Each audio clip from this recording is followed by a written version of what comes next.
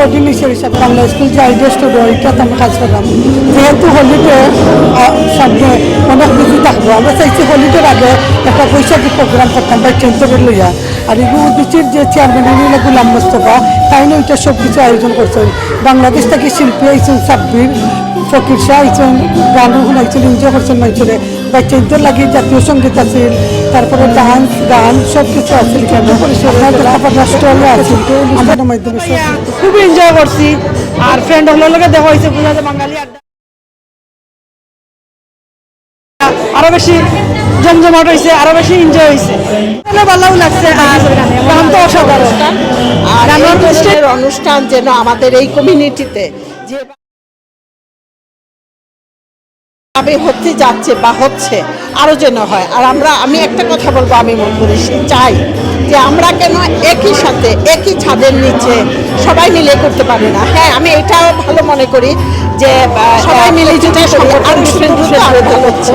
আজকের প্রোগ্রাম খুবই আমার মনে হয় এক ছাদের নিচে বৈশাখী উৎসব যে লন্ডন বৈশাখী মেলা 1998 সালে পূর্ব লন্ডনে উদিচির নেতৃত্বে হয়েছিল, যেখানে আমার সাথে দিলু নাসের, কবি দিলু নাসের সহ অন্যান্য সবাই ছিল। সেই মেলাটি 2019 সাল পর্যন্ত চলেছিল, পরে প্যান্ডেমিকের কারণে বন্ধ হয়ে গেছে। এখন আবার নতুন করে আমরা এই উৎসবটি পালন করতে যাচ্ছি। এইবার আমরা এই বাড়ি সেন্টারে করছি। আগামী বছরই আমরা পূর্ব লন্ডনের যে কোনো একটি মাঠে এই বর্ণাঢ্য আয়োজন করব। এবং এই আজকের অনুষ্ঠানটি অত্যন্ত সফল হয়েছে। টাওয়ার হ্যামলেট কাউন্সিলের স্পিকার এসছেন, নিউ হ্যাম কাউন্সিলের স্পিকার এসছেন, টাউনলেট কাউন্সিলের ক্যাবিনেট মেম্বার ফর কালচার এসছেন সহ বাংলাদেশ হাইকমিশনের রাষ্ট্রদূত এসছেন, অন্যান্য গণ্যমান্য ব্যক্তিরা।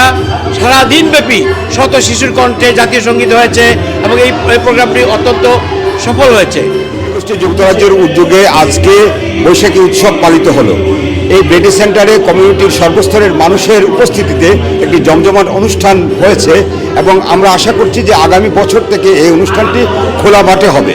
গোলাম মোস্তফা বলেছেন যে 1998 সালে লন্ডনে যে প্রথম বৈশাখী মেলা শুরু হয়েছিল, এটা আমরাই ছিলাম, উদিচির উদ্যোগেই এটা শুরু হয়েছিল।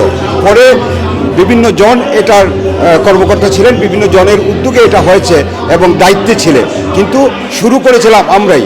এবং যেহেতু প্যান্ডেমিকের কারণে বৈশাখী মেলাটা আর হচ্ছে না, এবার থেকে উদিচি আবারও শুরু করেছে বৈশাখী উৎসব এবং আগামী থেকে এটা নিয়মিত হবে।